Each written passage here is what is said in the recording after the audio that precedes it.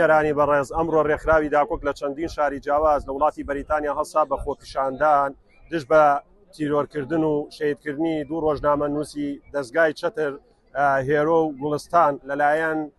تورکیاوە کە شەید کران بە درۆن هەروە بەشێکی تری چالاکیەکە دانرا بۆ بیرهێنانەوەی سیوەکی ئاب و مێژوەڕەشەی پارتی کە بەسەر گەلەکەمانە هێنای. سیوەکی ئاب باوەشکردنە بە خیانەتکارە لەبەر ئەوەی لە مێژووی ئێمەیە مێژووی ناشرین زۆرە، بەڵام سیوەکی ئاب باوەشکردنە بەو خیانەتکارە تۆقێنەرەی کە لە ڕابردوودا ئەو هەموو گەنج و ئەو هەموو بنەماڵی ئەو گەنج و خەڵکانەی شەهید کردووە کە تێکۆشان بۆ ئازادی نەتەوەکەیە. کاتێک دەدۆ ئەم ڕۆژە ئەم خیانەتکارە دەهێنیتەوە ماڵەکەی خۆت، واتە تۆ خیانەتەکەی لە خوێنی خۆت، خیانەتەکەی لە مێژووی خۆت، لە ڕابردووی خۆت. ئەمە باوەشکردنە بەم خیانەتکارەیە کە ئازادی نەتەوەکەت بە ئاوا ینی بەتاخەوە کە گەنجان کە هەز بم تاوانەکەن هەز بم خیانەتکارەکەن لە ئێستایا ئەمە دڵخۆشی بۆنەوەی ئێمە کە ئەم مێژووە قێزەونە لە یاد ناکەین. بەداخەوە ینی مێژووی ئێمە مێژووی حیزبەکان کە هەمیشە دژی نەوەکانی خۆیانن، ئەمەمان بۆ ئەسلمێنێت کە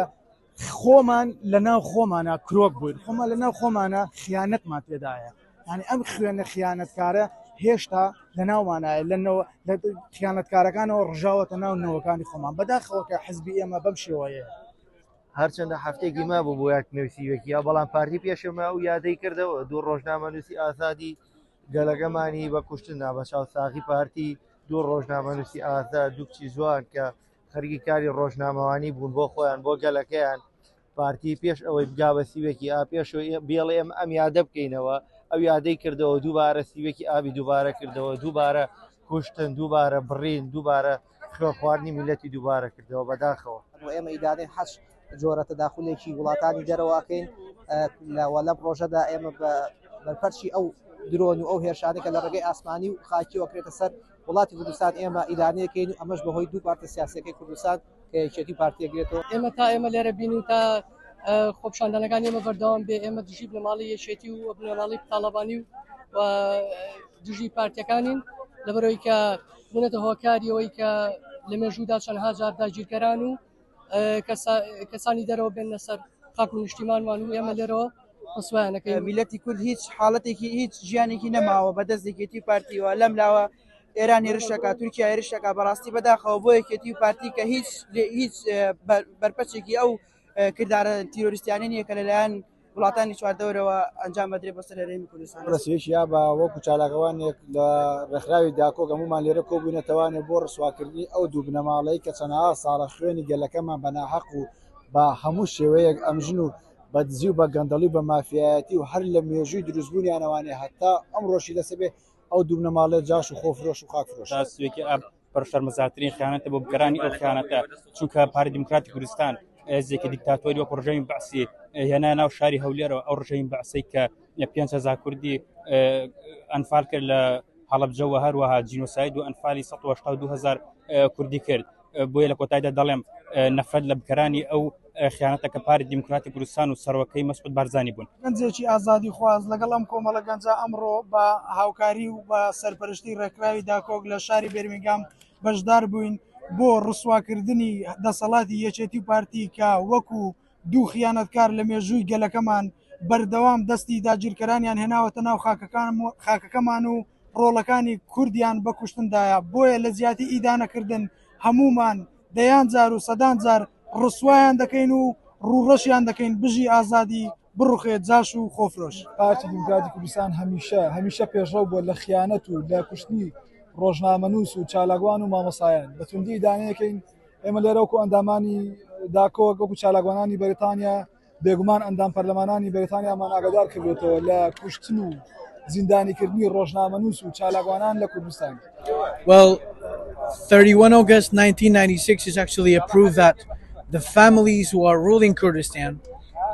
they're willing to do anything, literally anything, for the power, even if it's bringing the enemy's army into our soil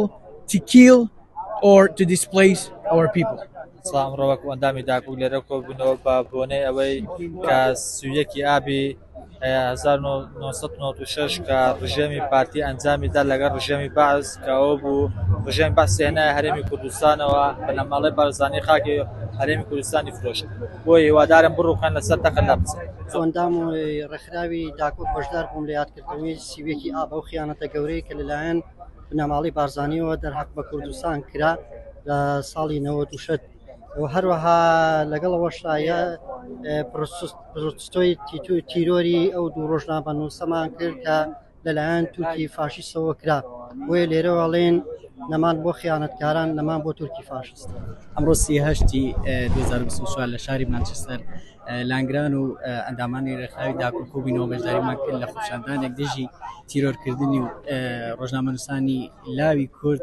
گوڵستان و هێرۆ کە بە دەستی ڕژێمی داگیرکەری تورکیا شەهید کراون لە هەرێمی کوردستان بۆ ئێمە وەکو کوردانی بەریتانیا و ئەندامانی ڕێکخراوی داکۆ هەموو کاتێک ئیدانەی ئەو تیرۆرکردانە دەکەین و هەمیشە وتومانەکە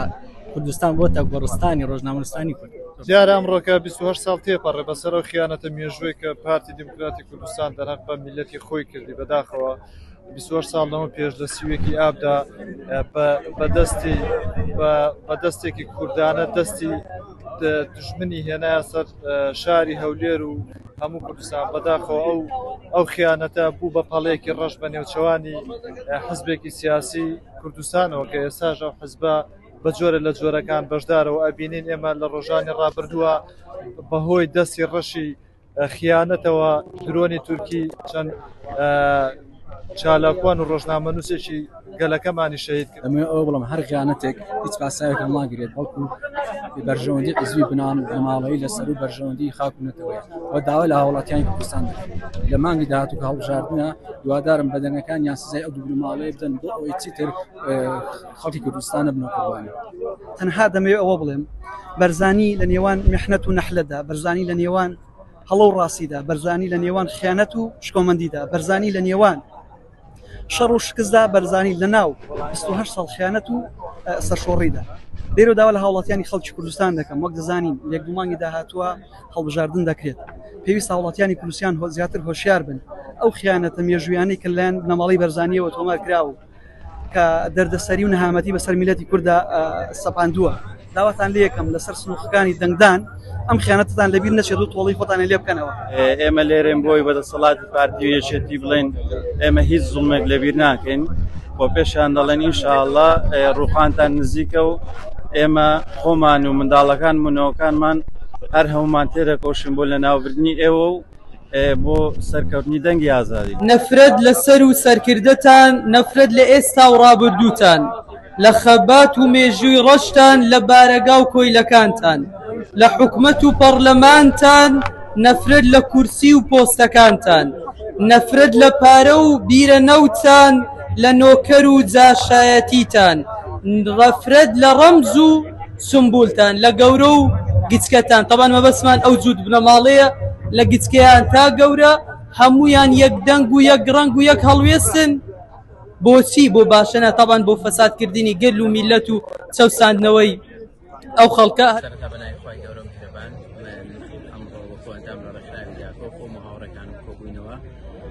بۆ یادی 28 ساڵەی